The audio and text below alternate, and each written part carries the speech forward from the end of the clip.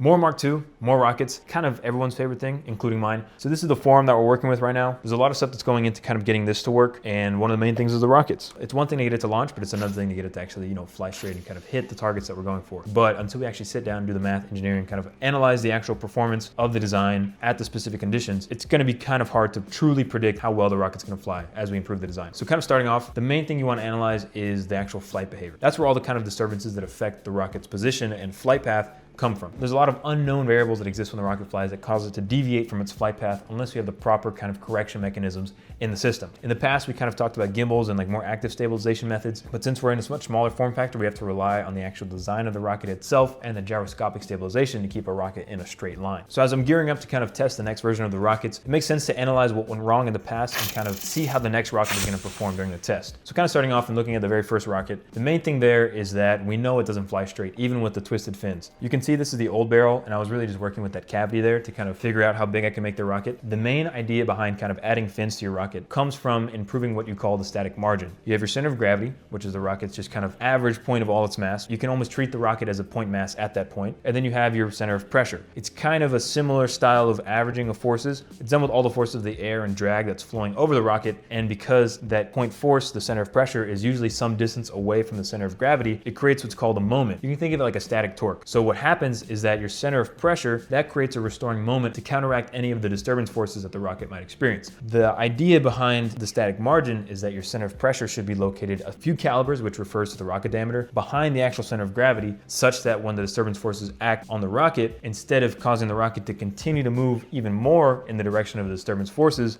your center of pressure kind of restores the rocket and counteracts the disturbance forces to keep it aligned during the flight path. You can kind of think of it that the center of pressure being ahead of the center of gravity, it actually acts in the same direction as your disturbance forces, causing the rocket to rotate even more around the center of gravity in the direction that you don't want. So we need to analyze and kind of determine whether or not that's actually happening for our finned rocket, because something's not right and it's leading me to believe that it's the center of pressure being off. Ideally for this kind of small rocket, our static margin would be like 1 to 1.5 diameters or calibers behind the center of gravity. So if we don't see that in the data output, that kind of provides a better indication that the rocket is performing poorly because the center of pressure is off. You can kind of approximate a pretty accurate center of pressure by just using fin geometry, the kind of chassis design and the nose cone, and we don't really have designs that fit within that standard realm, and that led me to kind of CFD analysis, computational fluid dynamics. We need to find a way to capture all of the aerodynamic forces on the rocket through our simulation. We need an actual disturbance on the rocket for it to actually have that restoring force created, because if it's flying perfectly straight and there's no disturbances, all the air flowing over our symmetrical rocket is going to create a very uniform force profile, and you're not going to know where that center of pressure is acting at. We need to simulate the rocket in its most disturbance prone state. There's two kind of main parts of that we need to put in our simulation. The first one there is going to be the dynamic pressure. I kind of talked about it a little bit in the flamethrower.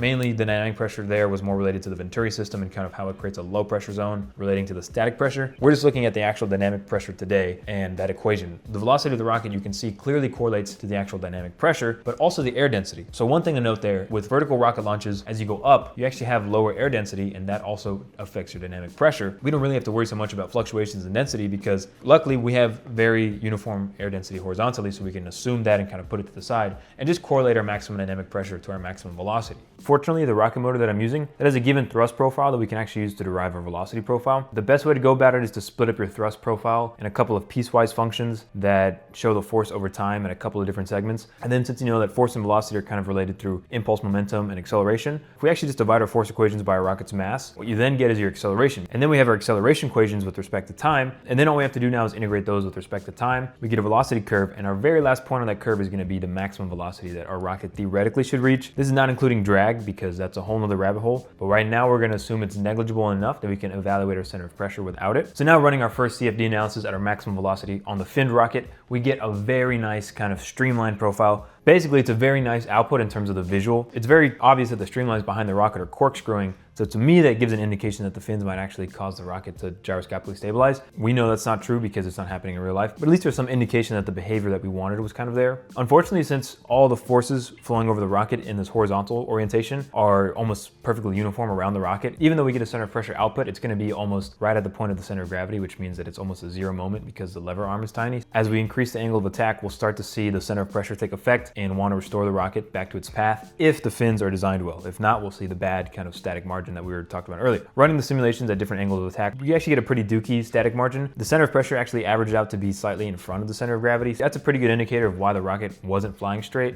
and why we weren't able to actually take advantage of the benefits of the gyroscopic stabilization from the fins. So now looking at the geared rocket, that one, we have a lot less fins. There's a little gear teeth on there that may behave like fins. It didn't have as much aerodynamic kind of design behind it. This one is more reliant on the kind of gyroscopic stabilization. So we'll see how much that takes over for this test. In terms of the analysis, running the same pipeline that we did last time, getting our velocity curve, maximum dynamic pressure, and running our simulation at different angles of attack, we actually get a better indication that our center of pressure is more where it should be, kind of behind the center of gravity. However, because it's so slim and there's not a lot of aerodynamic control surfaces on the rocket, there's not really a good average spot of where the center of pressure lands, which kind of dictates that the restoring force created as the rocket flies isn't necessarily so much a product of good rocket design, but it's more so just the natural aerodynamics of the rocket flying, and probably not giving us a lot of benefit in terms of the restoring of the direction, which is also why when I've launched this rocket without gyroscopic stabilization, we immediately see tumbling. At least we know we don't have bad static stability and it's not actively contributing to the tumbling. It's a better design than maybe the finned rocket in terms of at least having an okay static margin, but in terms of the reliability and the actual contribution to stability during flight, it may not be the best way to go. There's a third rocket design that we're going to test after the geared rocket. This one I'm going to call the direct drive rocket. There's no kind of gear train like the previous one. The actual gyroscopic stabilization mechanism is just improved for this, and this one is a lot better suited to kind of combine the benefits of static stability and gyroscopic stabilization. And if we run this through the same pipeline and kind of get our velocity and CFD analysis, we actually get a much better static margin that seems to be a lot more controlled by the fin design and actual rocket design than the previous one, because as we increase our angle of attack, the center of pressure deviation is a lot less and kind of averages out to a much better position than our previous design that had a lot more oscillation. We can kind of take this data and run with it until we do the actual test. All this kind of fluid dynamics analysis has given me a much better understanding of the rocket behavior and design. This has now kind of laid down the foundation for designing our aerodynamic systems on the suit. We'll see if it actually works. These are probably not going to be the only rockets on the suit. Probably gonna have some on the shoulders. Who knows? So we'll see where this takes us. I'm gonna be working on the rockets for a little bit, so it's gonna be kind of a heavy rocket dump for the next couple of weeks. So look out for that.